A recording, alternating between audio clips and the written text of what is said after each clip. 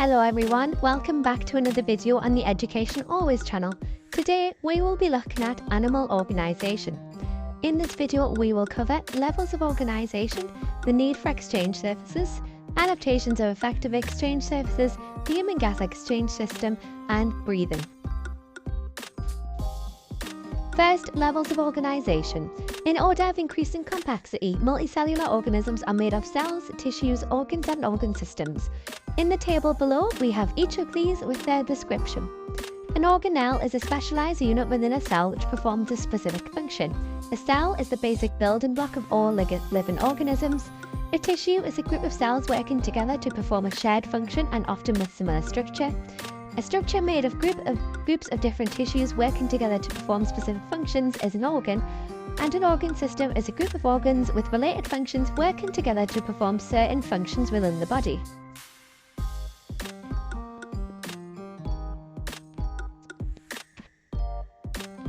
On the screen we can see an example of this.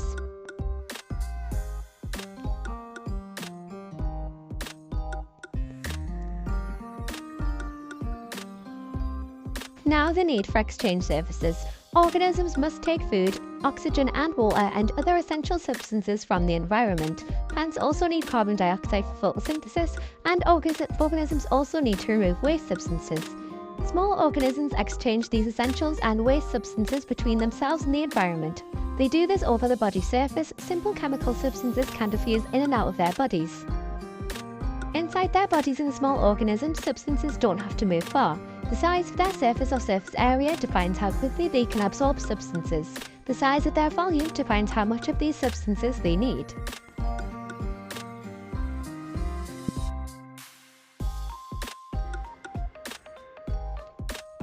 If we represent the cell of an organism by a cube, for a 1 cm by 1 cm by 1 cm cube, the volume would be 1 cm cubed and the surface area would be 6 cm squared. The surface area to volume ratio would be 6 to 1.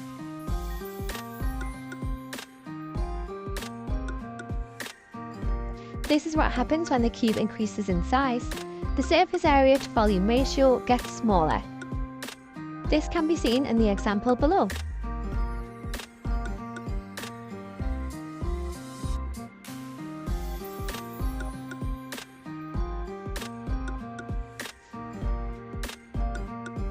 As the volume increases, surface area does not increase at the same rate. As multicellular organisms increase in size, they face two problems. Their surface area does not increase as fast as the volume, and their volume increases.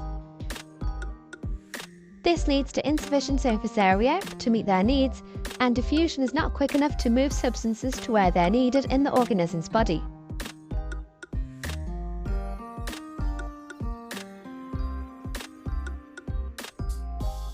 In multicellular organisms, surfaces and body organs are specialized for exchanging materials.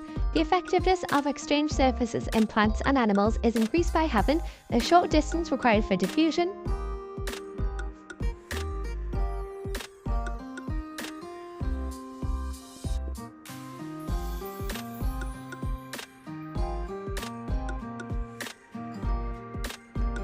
and a large surface area. There are examples of each on the screen.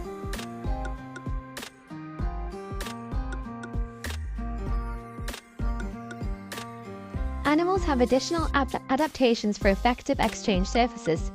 An efficient blood supply to transport molecules to and from the exchange surface increases effective exchange.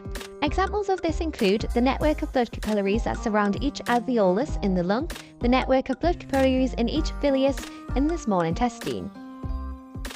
The human lungs provide an exchange surface adapted for absorbing oxygen and transferring carbon dioxide.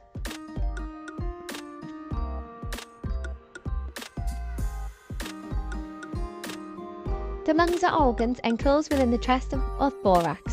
Air needs to be breathed in to be brought into contact with the exchange surfaces within the lungs. This process is called ventilation.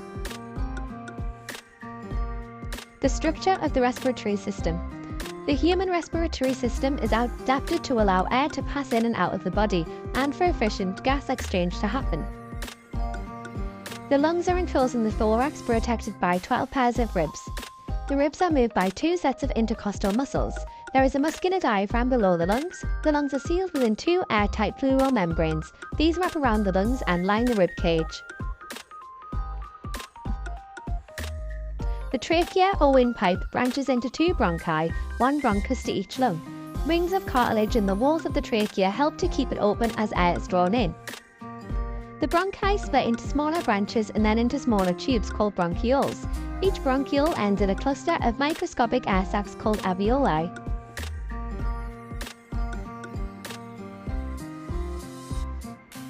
You can see the diagram for this on the screen.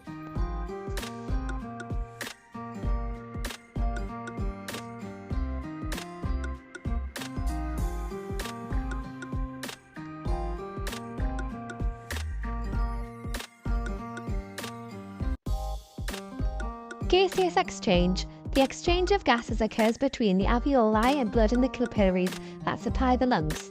Capillaries cover 70% of the outside of the alveoli, providing a large surface area for gases to diffuse across.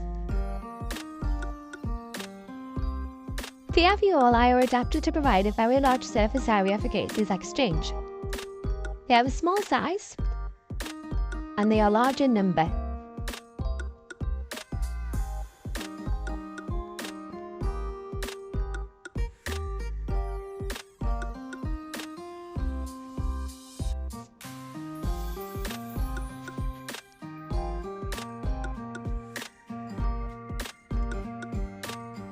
The total surface area of the alveoli is around 70 square meters.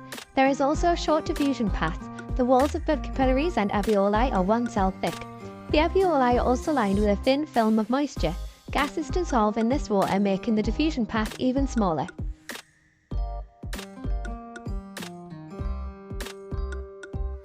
The ventilation of the lungs and the blood flow through the surrounding capillaries mean gases are being removed continually and steep concentration gradients are set up for gases to diffuse.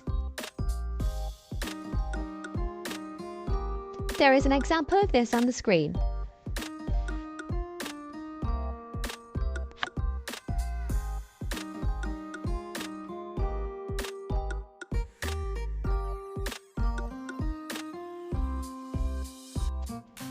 Air is moved into and out of the lungs as it is carried to and from the exchange surfaces of the alveoli. The diaphragm and ribcage move to create a lower pressure in the lungs than that of the air outside the body. Air then rushes into the lungs. The most important muscle when we inhale normally is the diaphragm. The external intercostal muscles are the second most important muscles. Breathing is a passive process resulting from pressure changes in the lungs.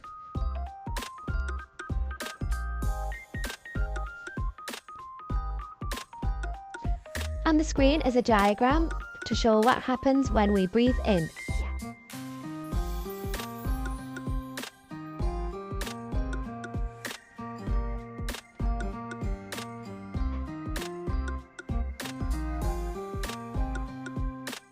This new diagram shows what happens when we breathe out.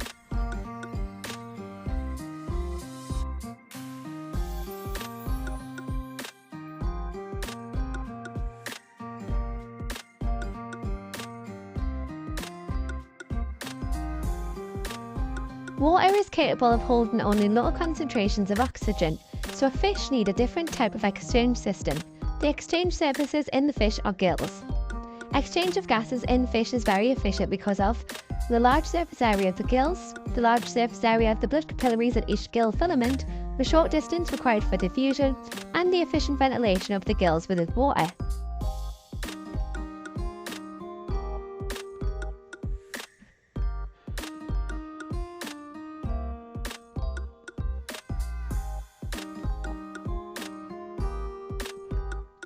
The moving blood and ventilated gill surfaces mean that gases exchanged are continually removed. Oxygen enters the blood and carbon dioxide removed to the water. High concentration gradients can be maintained.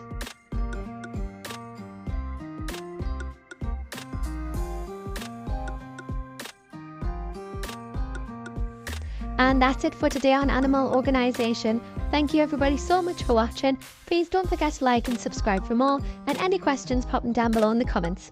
Thank you. Bye.